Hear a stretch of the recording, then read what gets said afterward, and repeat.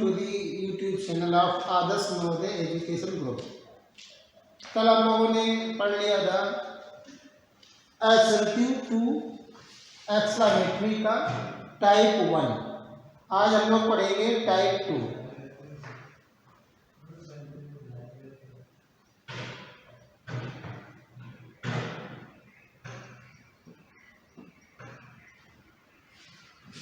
देखिए, मैं आपको बता दूं, ये जो ट्रांसफॉर्मेशन टॉपिक है ये 11th का टॉपिक है, 11वीं का।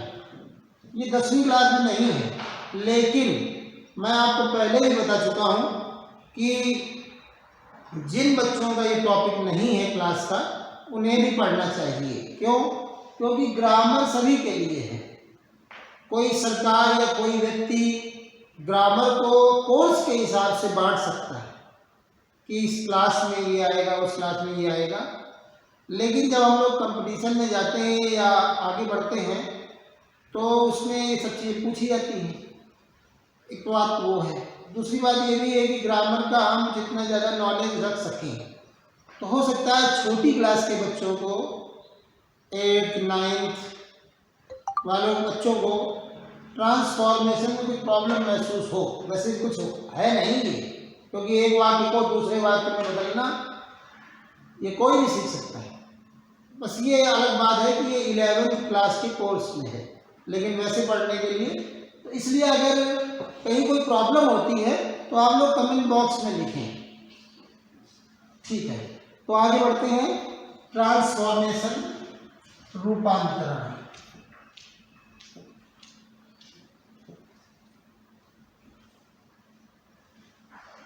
कल हम लोगों ने इसमें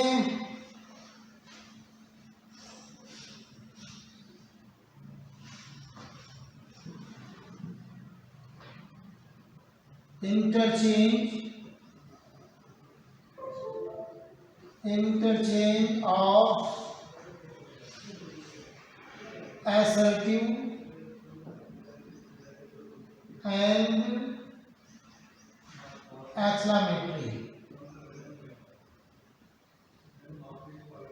exclamatory sentences type 2।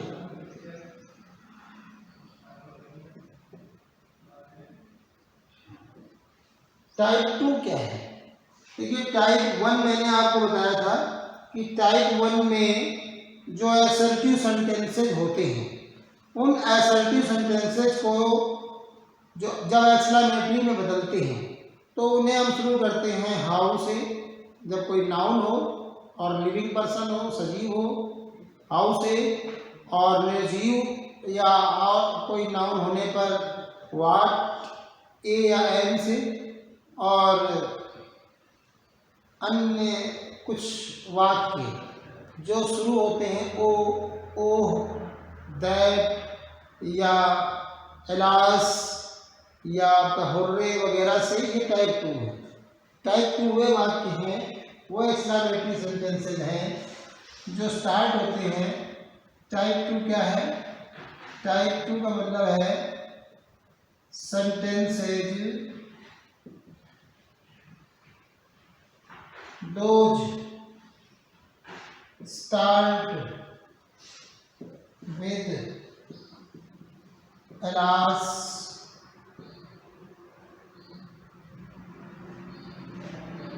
alas, oh, hooray, etc. जो इन शब्दों से शुरू होते हैं वो आपके एक्सक्लेमेटरी टाइप 2 है। टाइप 1 में जो वाट या हाउ से शुरू होते थे वो मैंने आपको बता दिए थे। उनमें या असर्टिव में मेरी या कोई अदर एडजेक्टिव आता था। अब आप इनको देखिए टाइप 2 को। टाइप 2 में मैं आपको पहले एक वाक्य लिखूंगा और उसको सॉल्व करूंगा, फिर आप समझिएगा। तो क्या वाक्य है? ये वाक्य है it is the matter of joy, it is a matter of joy that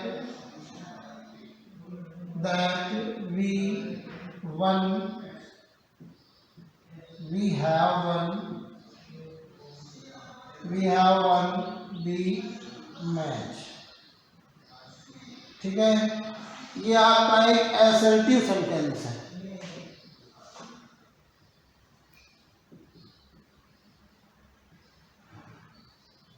ये आपका एक असर्टिव सेंटेंस है, और जब हम लोग इसको एक्सक्लेमेटरी में चेंज करेंगे तो हमारे पास एक वाक्य का एक पार्ट है।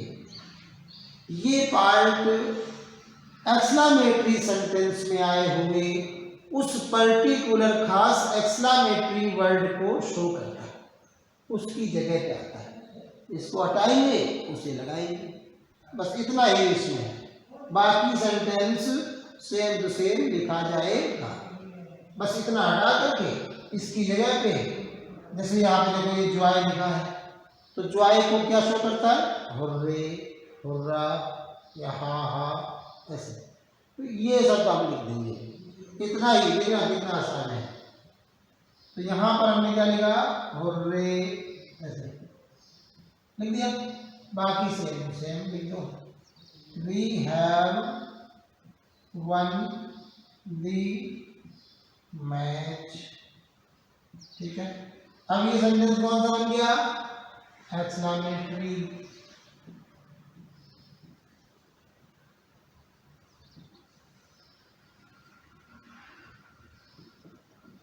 ठीक है, अब आप देखिए, ये इन वाक्यों को बदलना बहुत सरल है। बस हर वाक्य में जो असर्टिव वाक्य होगा, जिसमें it is the matter of Joy, that it is the matter of, ऐसे आए तो इसको हटा देंगे। मैं आपको बता देता हूं कि किसकी जगह पे क्या लिखना है। देखिए, रूल्स में क्या है लिखा हो, अगर it is very sad, it is very sad लिखा हो, या लिखा हो इट इज अ मैटर, या आ था कुछ भी, इट इज आ था कुछ भी,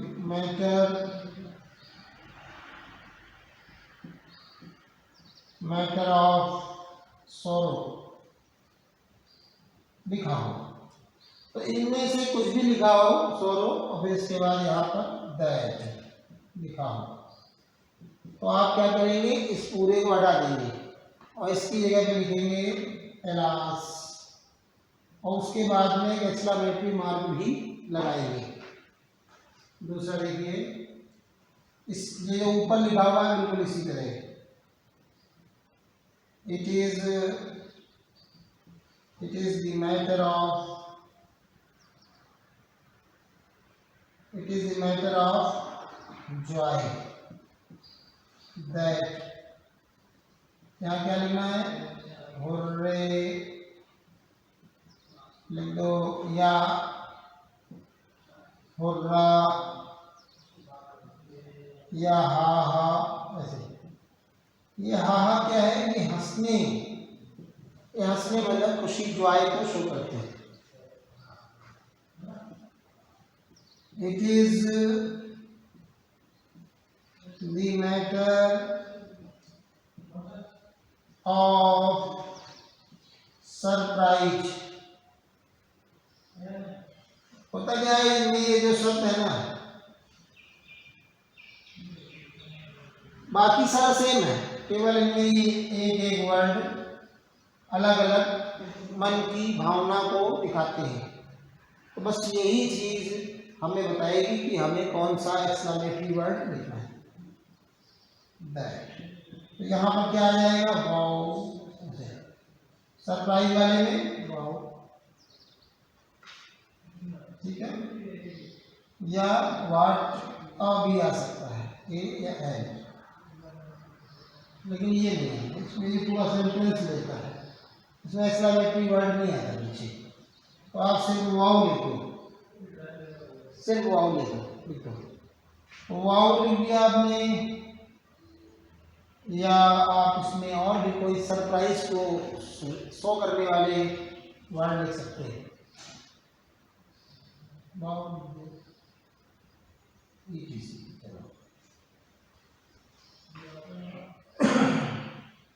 चार नंबर में it is the matter of praise, प्रशंसा, that, इसमें हम लिख सकते हैं ब्रेवो, या लिख दो गुड, वेल डन,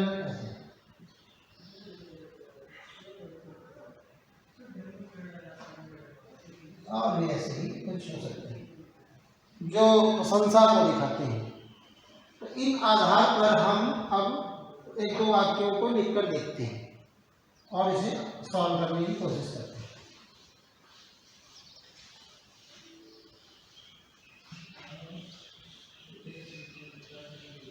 देखिएगा वाक्य में अगर ये लिखा आ जाए सेकेंड में, it is the matter of praise that you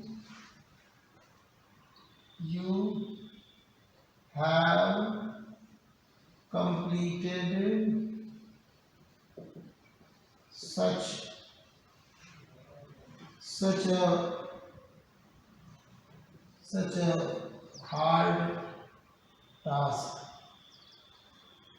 ठीक है, तो यहाँ पर देखिए इसमें हमें देखना दैट कहाँ बीच में है, ये है ना, ये इधर से इधर वाला ये सारा ये हमें ले लेना है। और इसमें देखिए ये रहा, तो हमें ब्रेवो लिख सकते हैं, गुड लिख सकते हैं, कुछ भी लिख सकते हैं। यहाँ हमने लिख दिया ब्रेवो, शाबाश।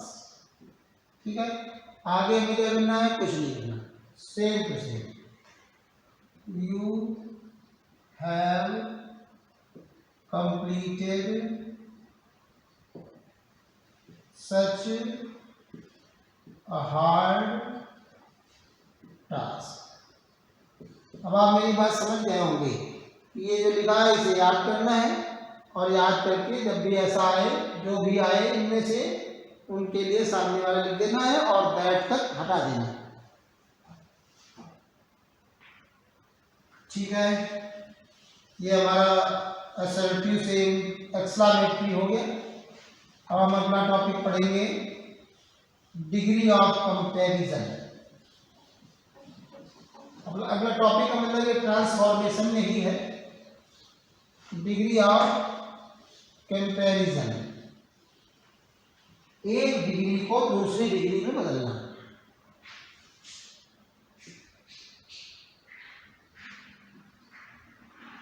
ठीक है, तो इंटरचेंज ये पार्ट 5 होगा सर, देख लेते हैं। इसमें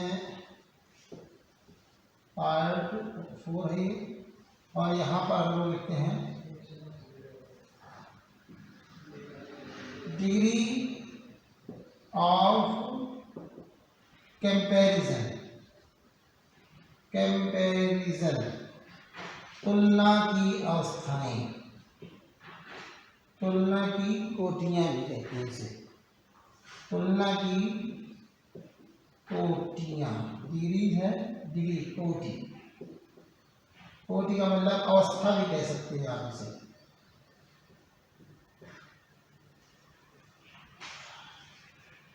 अब इसमें क्या रहता है कि डिग्रीज 3 तरह की होती हैं। डिग्रीज 3 तरह की होती है। पहली होती है पॉजिटिव डिग्री। पॉजिटिव डिग्री इसको हम लोग हिंदी में समभाव कोटि कहते हैं। समभाव कोटि, इसमें क्या रहता है, एक व्यक्ति की गुण दोषों के बारे में बताया जाता है, एक व्यक्ति की तुलना होती है। तो describing only one person place of thing.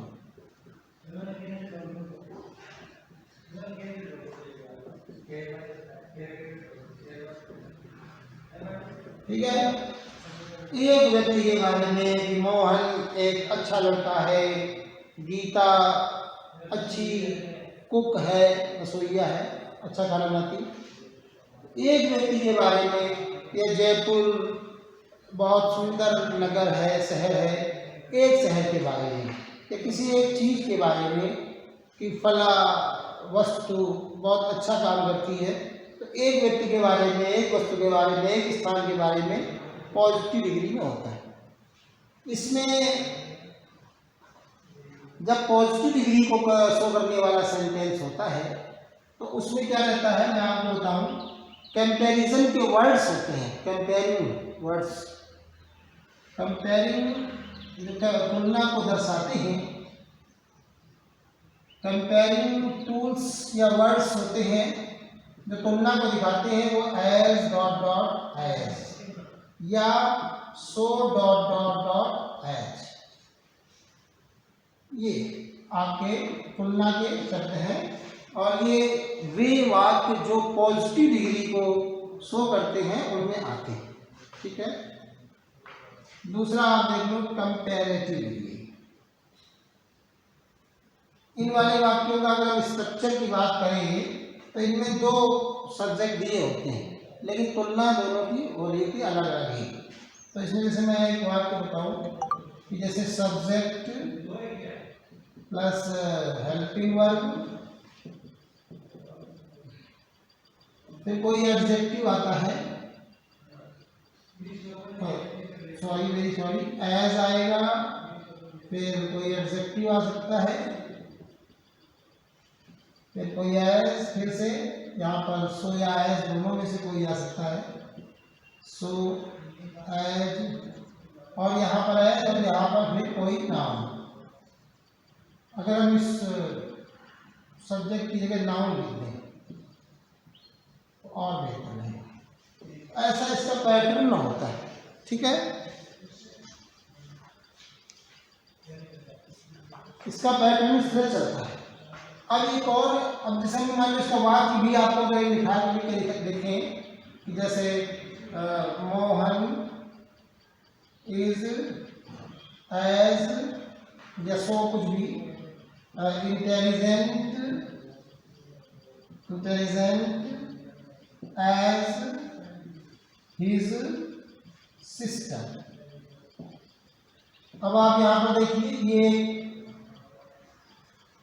एक व्यक्ति है, मोहन एक व्यक्ति है, तो जैसे हमने यहाँ पे कहा था ये नाउन मान लिया, इसको दूसरा नाउन मान लिया। ठीक है। और यहाँ पर देखिए ये हेल्पिंग वर्ब है, यहाँ पे आपको जो मैंने बताया था तीसरे नंबर पे सो एज, और ये आपका एडजेक्टिव है। ठीक है। और ये दूसरा आपका एज। ठीक है। तो इस तरह से आपके स्ट्रक्चर के अकॉर्डिंग इस तरह के वाक्य आएंगे। दूसरा देखते हैं कंपेरेटिव डिग्री। इसको हम लोग कहते हैं तरभाव कोटि। हिंदी में क्या होता है, जैसे इसमें समभाव कोटि में क्या होता है, जैसे उच्च शब्द आया, उच्च, ऊंचा, उच्च, तो इसमें क्या होता है उच्चतर, जैसे कम तो कमतर। तो इस तरह तरभाव कोटि के नाम से हम लोग इसको जानते हैं। उसमें तरभाव कोटि, ये डिग्री को शुद्ध हिंदी में कहा जाता है तरभाव कोटि। ठीक है। तरभाव कोटि, इसमें तर शब्द का भाव होता है बाद में, जैसे हिंदी में लिखते हैं ना कि जैसे उच्चतर, ऐसे उच्चतर, कमतर, कमतर, इस तरह के शब्द आते हैं, आपने देखा होगा। इसे तरभाव कोटि कह देते हैं। इसमें क्या है, दो व्यक्तियों की तुलना होती है, कौन ज्यादा है कौन कम है। तो इनमें क्या रहता है कि दो व्यक्तियों की तुलना के कारण, दो व्यक्तियों को तुलना दिखाने वाले शब्द होते हैं। तो इसमें क्या रहता है कि ये डिस्क्राइब करता है more than one and less than three. तो ये जो है ये क्या करता है, डिस्क्राइब्स,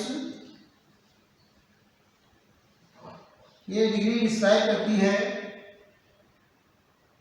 या कंपेयर्स डिस्क्राइब किए हमने कंपेयर्स, ये कंपेयर करती है, तुलना करती है, compares the qualities of to persons, two nouns, to persons, things और प्लेसेस etc। ठीक है, दो या दो, सॉरी या नहीं, सिर्फ दो लोगों की पे क्वालिटीज डिसक्वालिटीज में ये तुलना करती है।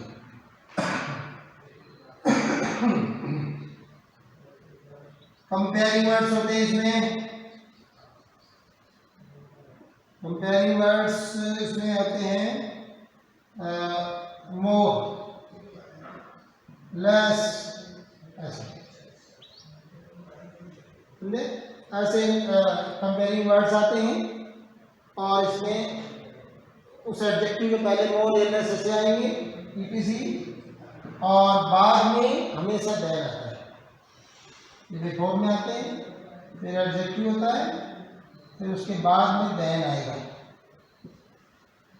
जरूर। हम जैसे वाक्य लिखें इसी वाक्य को, तो जैसे हम इसी वाक्य को लिखें एग्जाम्पल में कि मोहन इज मोर, ज़्यादा, एक व्यक्ति को दूसरे से ज़्यादा या कम बताया जाता है। Mohan is more intelligent then his sister. ध्यान दीजिए, यहाँ पर क्या है, इसमें नाउन मान लो, स्ट्रक्चर अगर हम देखें तो ठीक है, स्ट्रक्चर में नाउन है, हेल्पिंग वर्ब है, फिर क्या है, मोर या ऐसे वर्ड्स होंगे, मोर या लेस, ये किन में होंगे, वे एडजेक्टिव जो जिनके साथ बड़े होते हैं, वह कॉम्प्लिकेटेड होते हैं, उनके आगे मोर या लेस आता है। और बहुत सारे शब्द ऐसे होते हैं जिनके आगे मोर या लेस नहीं आता, बल्कि इस एडजेक्टिव की ही कंपेरेटिव डिग्री बन जाती है।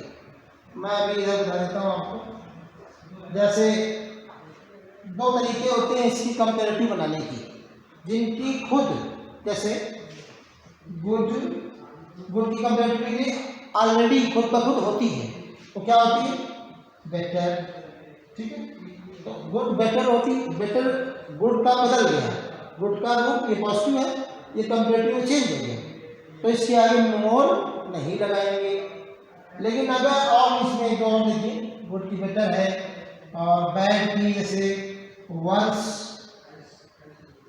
तो वो शब्द जो, वो एडजेक्टिव शब्द जो खुद बदल कर, जिनकी खुद ब खुद उनके पास ही कंपेरेटिव होती है, उनके आगे मोर नहीं लगाते, और जिनकी नहीं होती है, बड़े शब्द जो होते हैं, उनके आगे मोर लेस वगैरह लगाना पड़ता है। जैसे मैंने दो आपको लिखे, लेकिन अब आपको मैं बताऊं कि इंटेलिजेंट है, इसकी कंपेरेटिव इंटेलिजेंटर ऐसे नहीं होती, समझ रहे? तो फिर हमें क्या करना पड़ता है, इसके आगे मोर इंटेलिजेंट लिखना पड़ता है, मोर इंटेलिजेंट लिखना पड़ता है, समझा? इसलिए तब ये मोर या लेस लगाएंगे, या अगर उसकी कंपेरेटिव बन सकती है तो वो लिख देंगे, अथवा comparative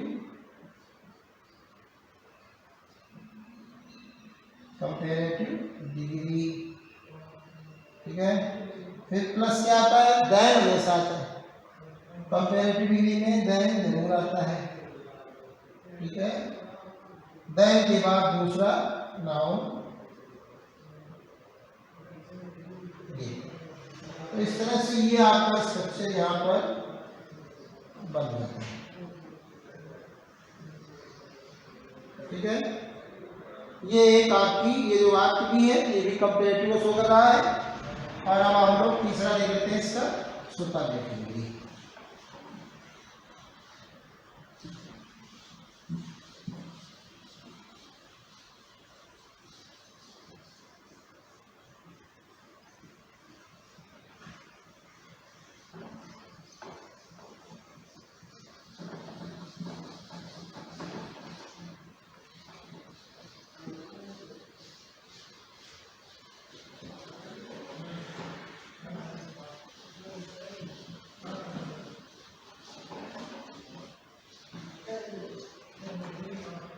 superlative degree, third super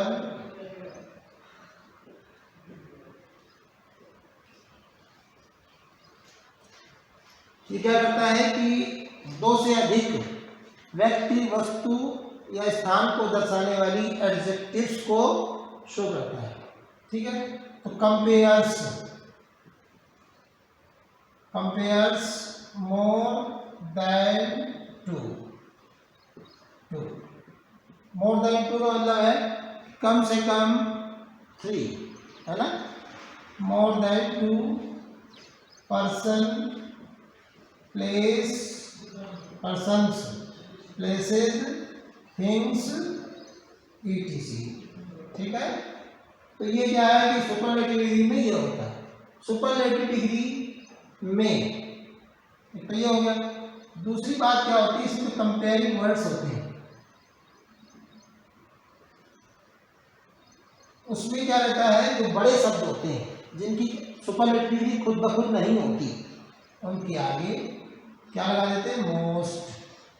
जैसे मोस्ट के आगे जैसे मोस्ट इंटेलिजेंट, मोस्ट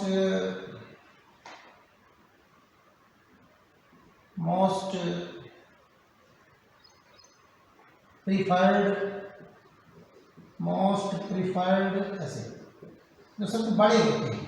और जिनके आगे जिनकी एडजेक्टिव डिग्री खुद ब खुद होती है, उसमें मोस्ट नहीं लगाते हैं, उसमें सीधे सीधे उसकी लिख देते हैं। जैसे आपको मैंने गुड और बेटर में बताई थी, तो उसमें क्या होता है, गुड की जैसे बेस्ट होती है, जैसे हाईएस्ट, इनमें EST लगाकर हाई की हाईएस्ट, ठीक है, लेस की लीस्ट, है ना।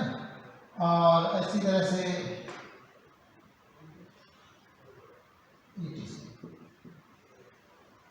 तो ये कंपेयरिंग वर्ड्स हैं एक इसका।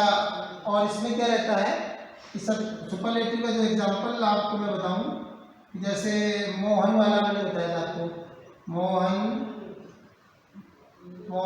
इज, पहले वाले बात में मैंने बताया था कि मोहन अपनी बहन के जितना ही समझदार है। तो दूसरे मैंने बताया था कि मोहन अपनी बहन से ज़्यादा समझदार है। और तीसरे में मैं बता रहा हूँ आपको कि मोहन अपने परिवार में सबसे ज़्यादा समझदार है। Mohan is the most intelligent person in his family. तो अपने परिवार में मोहन सबसे ज़्यादा महत्वपूर्ण है। जो सुपरलेटिव डिग्री होती है उसके पहले दा जरूर आता है। ठीक है, ये दा जरूर आता है। देखिए इसमें क्या है, हम इसका अगर स्ट्रक्चर की बात करें तो पहले आएगा नाउन, ठीक है, फिर हेल्पिंग वर्ब आएगी, फिर दा जरूर आएगा, फिर सुपरलेटिव डिग्री आएगी,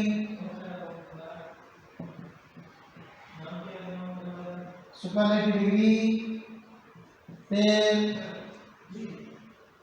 फिर कोई नाउन या अदर। ठीक है, ये इसकी सुपरलेटिव डिग्री होती है। मैं इसका एक और बता दूं कि जैसे mount Everest is the highest peak in the world. ठीक है, विश्व में माउंट एवरेस्ट सबसे ऊंची चोटी है। आज के लिए इतना ही। जैसा कि मैंने एकदम शुरुआत में बताया था आपको कि कोई प्रॉब्लम होने पर आप पूछें, लेकिन मैं आपको ये भी आप देख लीजिए कि क्लास के स्टैंडर्ड के अकॉर्डिंग ग्रामर होती है। और ग्रामर का सबसे बड़ा जो फंडा है वो ये है कि हम उसे समझें और सीखने की कोशिश करें, उसे डरे नहीं, भागे नहीं। कुछ समझ में ना आने पर आप बताएं। Thanks a lot.